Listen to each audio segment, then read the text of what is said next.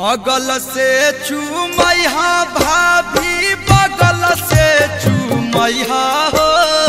बगल से चूमैहा भाभी बगल से चूमैहा हो। अगल से चूमैहा भाभी बगल से चूमैहा हो।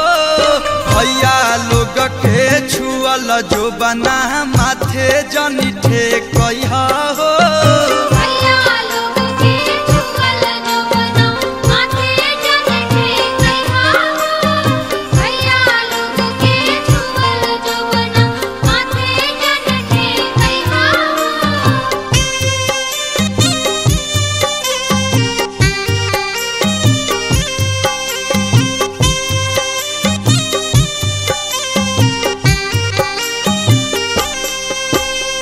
अगल से चूमैहा मामी बगल से चूमैहा हो।